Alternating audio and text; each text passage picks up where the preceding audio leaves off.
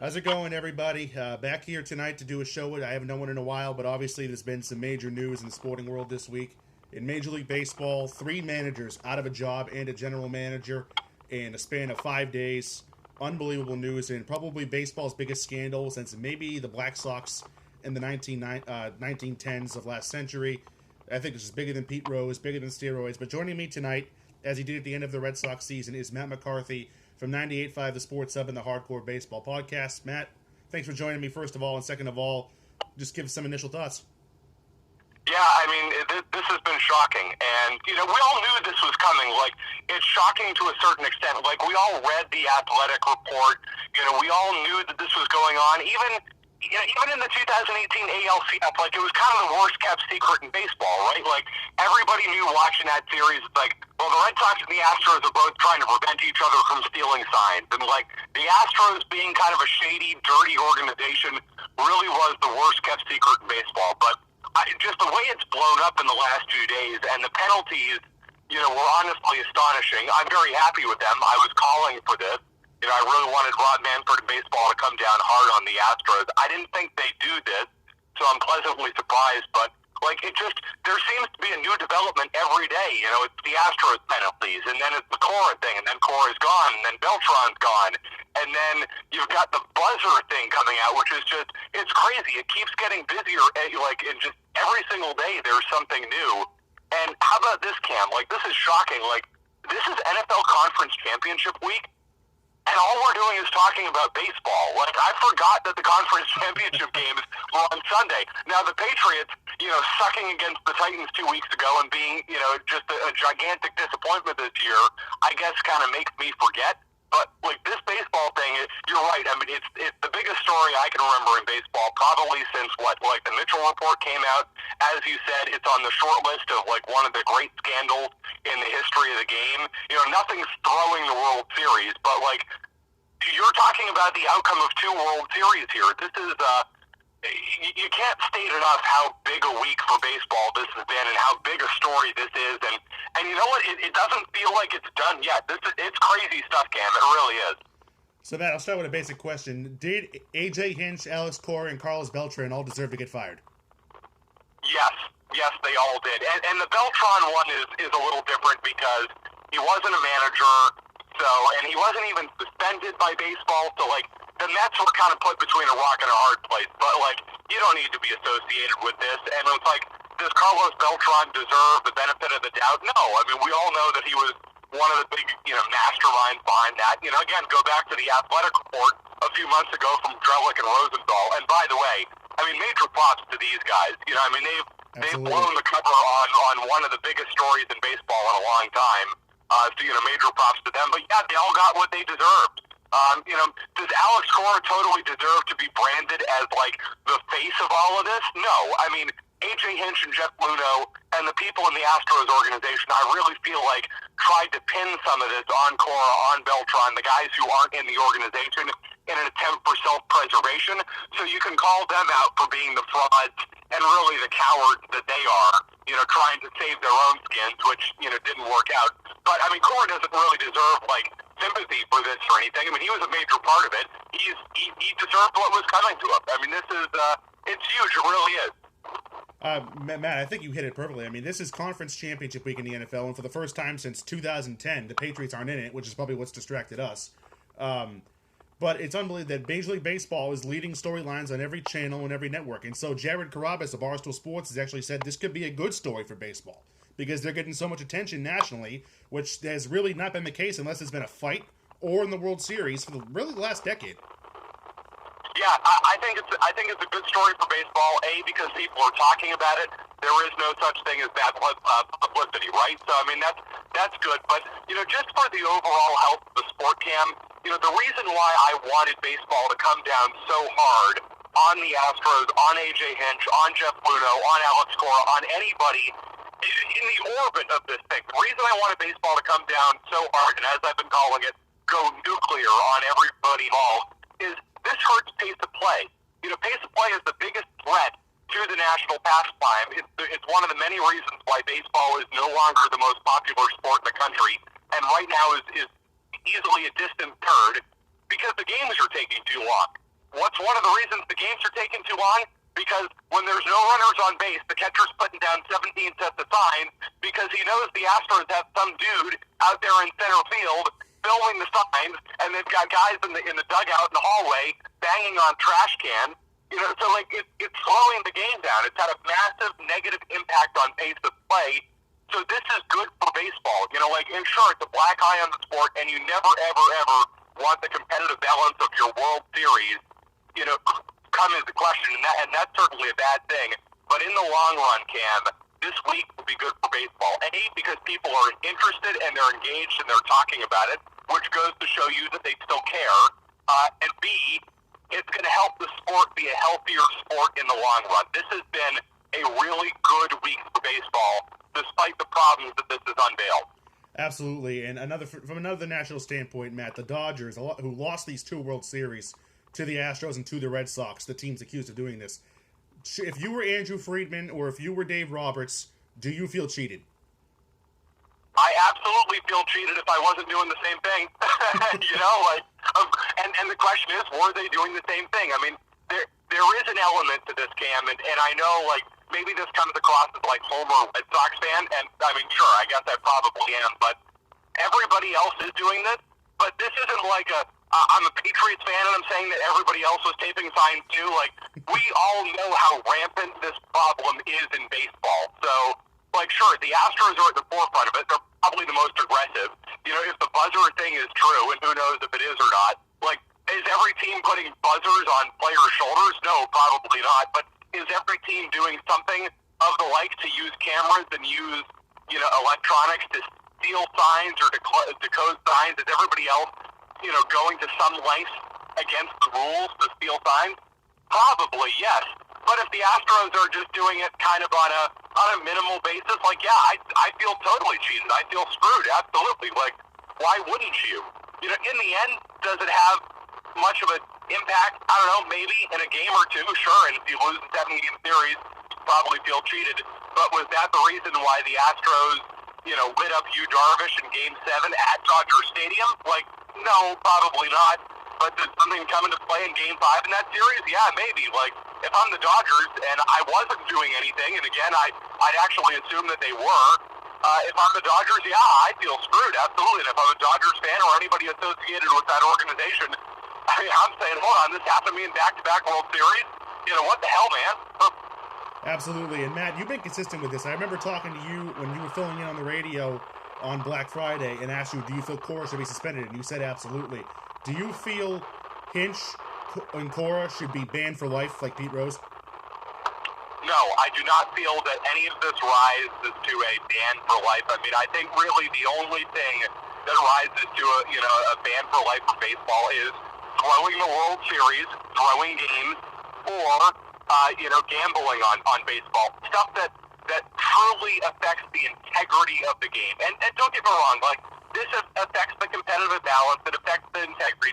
Like, sure, absolutely. But not to the scale of gambling or not to the scale of deliberately throwing games or throwing World Series. Like, if fans feel like the game isn't on the up and up and the outcome is predetermined, not that one team is trying to get ahead, if fans feel like the outcome is predetermined, which happens when you involve gambling and throwing games, then you don't have a sport. Like, you don't have a sport. So, I mean, and it's like, you know, the NBA with the Tim Donaghy scandal. Like, as a basketball fan, like, how can you look at the NBA and really feel like the sport is truly on the up and up? So it's the reason why the NBA, to me, is one of the reasons why it's such a distant sport for me. But no, this is not a lifetime ban. A year or two, absolutely. A year or two to send the message that you can't do this in baseball. Yeah, absolutely. I think Rob Manfred got it right, and I think they all deserve to lose their job. Absolutely. And the last question I'll ask them, how disrespectful can you be to the commissioner? Because this happened in 2017 with the Red Sox, with the Apple Watch thing, with the Yankees, and Commissioner Rob Manfred sent out a release saying basically cut it out, and they didn't. And now, Matt, you're more into baseball than I am. I love the sport, but you are a diehard baseball fan. I know with most baseball diehards, Rob Manfred's not popular. Are you a fan of him? No, not really. But I don't hate him the way that some baseball fans do. Put it this way: it's a case-by-case basis with Rob Manfred's case. You know, this is really good. he needed to come down hard, and he did. So bravo, Rob Manfred. Let's not also ignore the fact that baseball has swept this under the rug, and Rob Manfred himself has essentially swept this under the rug. Like, don't tell me that people in the commissioner's office, and don't tell me that people in the game didn't know this was going on. The only reason they're reacting to this is because Ken Rosenthal and Evan Drellick busted this wide open. So, this is a reactionary thing. Hey, if it took that for them to react, sure, that's fine. But hey, they should have acted on this sooner.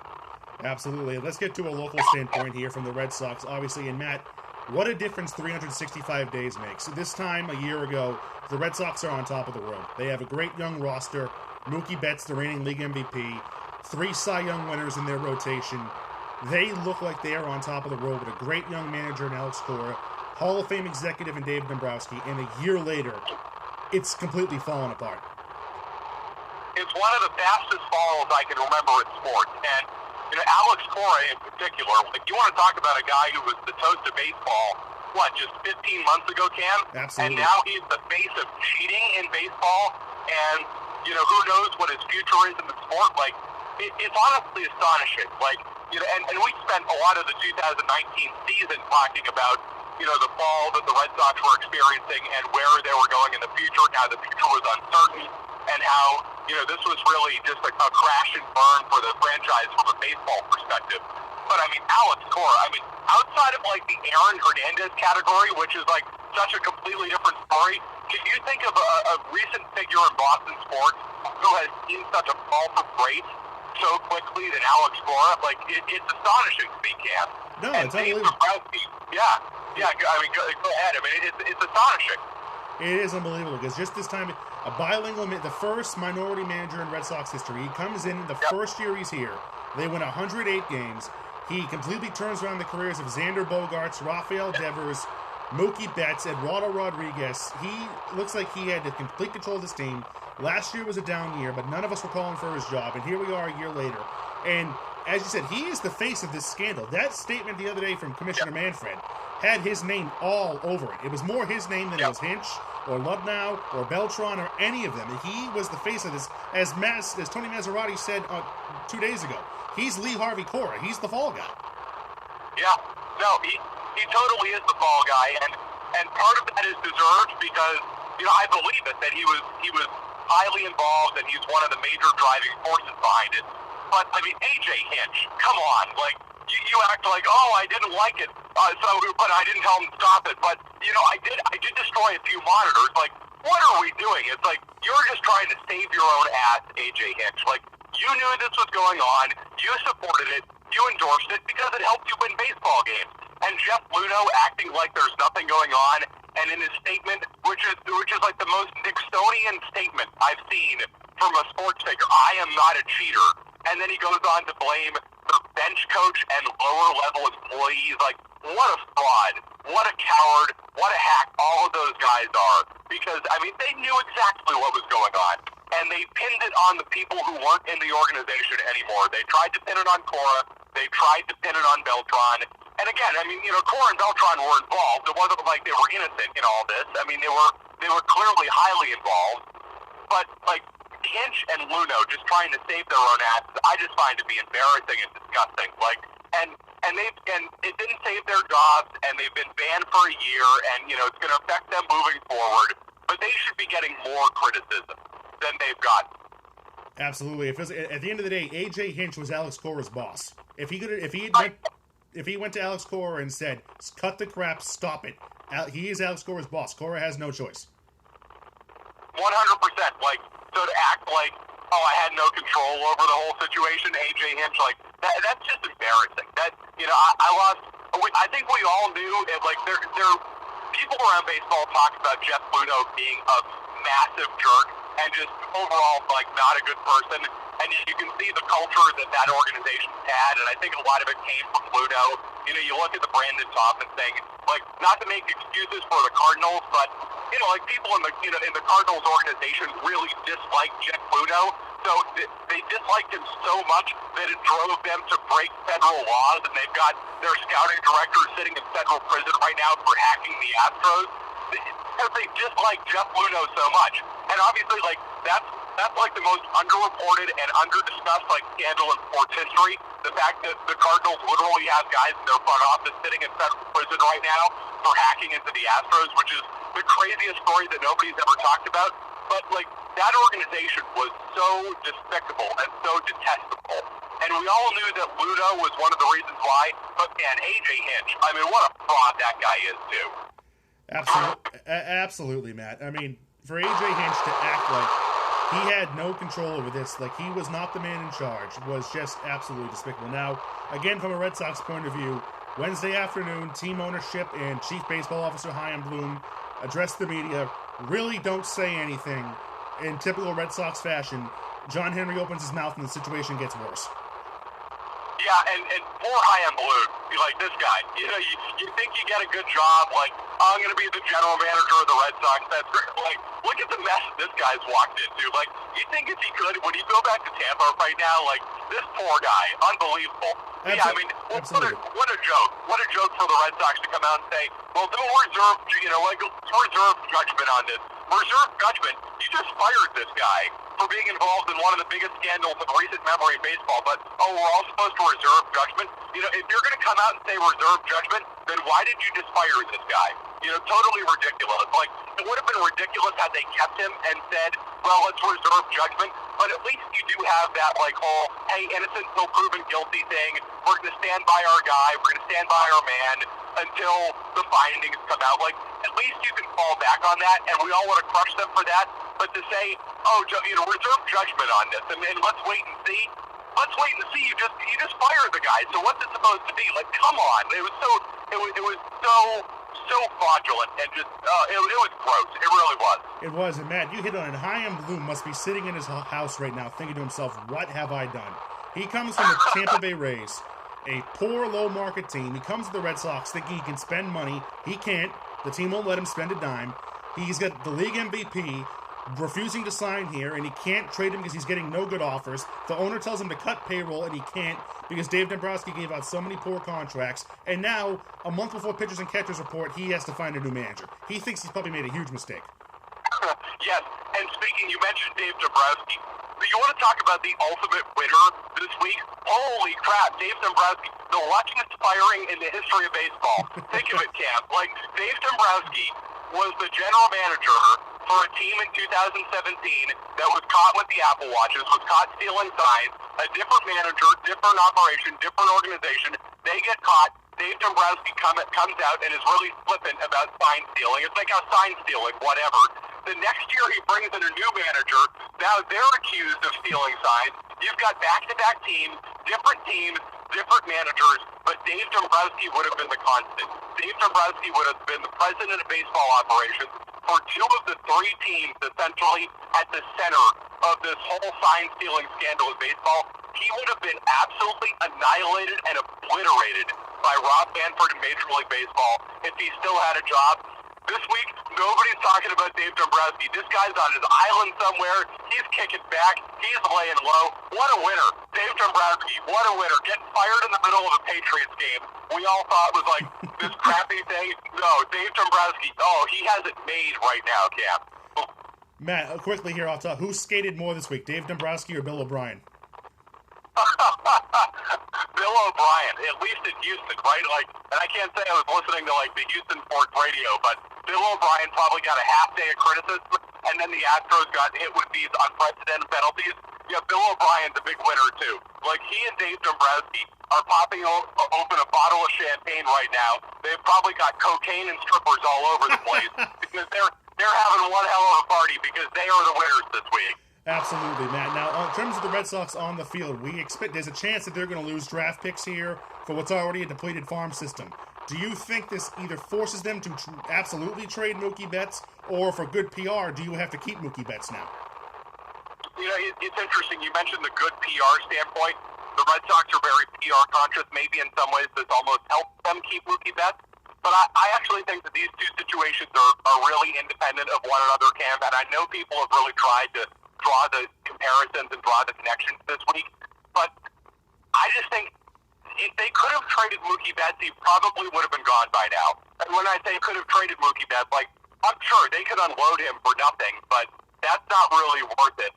I think, you're getting to the point now. John Henry is walking back those 208 comments and walking back getting under the competitive balance tax and the luxury tax. Like, I think he realizes that they can't move on, and I think Chaim Bloom realizes that they can't cut payroll and make anything good happen from a baseball perspective. So I actually think that they're not going to get under the 208 because I simply think that they can't, because they'd have to unload David Price but eat enough of the salary that it's not even going to make a difference when it comes to the luxury tax. They tendered Bradley a contract. I don't think they can get rid of him, especially with Pilar still out there, and I think Pilar's still out there. I need to double check on that. But why would you trade prospects for Jackie Bradley Jr., pay him $11 million, have him walk in free agency when you could just sign Kevin Pilar for none of that? So I don't think they can move Bradley. I don't think they can move Price and make it worth it, and I don't think they can move Mookie Betts and get enough in return. So I actually think this team is coming back. I do, and I don't think that those situations are connected. I don't think that situation is connected to the sign stealing issue. Absolutely, and a couple more questions here, Matt. I know you're going to go soon. One is, in terms of the team on the field, as we mentioned earlier, Cora had really tapped into some players and turned their careers around. Some of the players have spoken at Winter Weekend in the last couple of days. Michael Chavis basically said life goes on, but Xander Bogaerts did not hide the fact that he is heartbroken. So do you worry about that? I worry about Bogaerts. I do, and I mean, listen, he'll be fine. He'll be fine because he's a really talented player, and he's just a great ball player. But Alex Cora meant so much to Xander Bogaerts. I mean, Alex Cora was in many ways the reason why Xander Bogaerts finally tapped into all of that potential. Like Bogaerts, and I know him a little bit from my time in Portland, the summer that I spent working in the Red Sox minor league system up in Portland. I got to know Xander a little bit, and I mean, he's the nicest kid. He really is. But he's not the type of person that would respond really well to kind of and Sean McAdam put it this way, and I'll credit him on this. He's the type of person who responds well to a pat on the back instead of a kick in the ass. John Farrell was an ass kicker, and John Farrell and Xander Bogaerts had issues. Like going back, I don't know if you remember when Bogaerts accidentally posted that picture of that scantily clad young woman. And, what I've heard, John Farrell just brought him into the office and just ripped him, and it's like, that relationship wasn't good, and Bogaerts wasn't able to thrive because he wasn't put in a position to succeed. Alex Cora came in, and he was able to connect with Bogaerts. The difference that he made with Bogaerts, I don't think you can state, how big of a difference it was. So, it's a big loss. It's a big loss for Bogaerts. So, listen, if you bring in somebody who has more of Cora's approach with him, he'll be fine. But if you bring in an ass kicker, does it affect Bogaerts' performance a little bit? Yeah, I worry about that. Devers, too. Eduardo Rodriguez. Cora was able to connect with, with the guys from the Caribbean, the Latin guys, because he speaks the language. And, it's tough for these guys when they come over. It is, and even if they get to the big leagues and even if they speak really good English, and, Bogaerts speaks 5 languages. He's a really bright kid. But just to be able to have somebody who's been there and has done that, who's come from a place like Puerto Rico and, had a successful major league career, to have somebody that you can connect with like that, it's the biggest thing that Alex Cora did as Red Sox manager. Because look at it, all the guys from the Caribbean and Latin America thrived under him. And if you can have a guy who can connect with such a large part of your roster like that, there's a real value. So, yeah, I do worry about it a little bit. Like, Michael Chavis is like, life goes on. Well, sure. Michael Chavis spent a half year with Alex Cora. He's had a half year of managers at AA and a half year of, this and that. Bogaerts, when you finally find somebody that you connect with at the major league level who can help you flourish as a player, I can understand why that's a big loss. And I don't blame Xander one bit for feeling the way that he feels about this. Absolutely, Matt. And I got 2 more questions for you. First and foremost, what is Alex Cora's Red Sox legacy? That's a great question. It really is, and I don't know if there's an answer to it. It's the most complicated legacy of Red Sox managers ever, right? There's no ifs, ands, or buts about it. He led them to the winningest season in franchise history, had a disappointing year 2, and left them, just in shambles. He did. So the highs were as high as there have ever been, outside of 2004, and the lows are tremendous. So his legacy, I don't know if you can really define it, and it might be a cop-out to say the most complicated legacy of any Red Sox manager ever.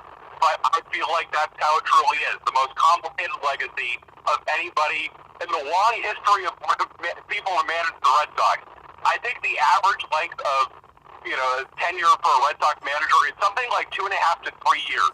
So I mean, Cora hit the under on that, which seems impossible, but it's true. Like, this town is tough on managers, and they run people out, and people have had really high highs and really really low lows. But I don't think anybody like Cora. Man, this is unbelievable. Matt, actually, now I thought of one more question I'll ask you. Now this, with the Red Sox, it always feels like there's dysfunction around the corner, no matter how good they're playing. You got Manny Ramirez shoving down traveling secretaries. You got pitchers eating chicken and playing video games and drinking beer on their day off. You have John Farrell sleeping with a reporter. You have the Apple Watch thing. You have David Price playing too many video games. It always feels like there's dysfunction afoot, no matter how well the Red Sox are playing.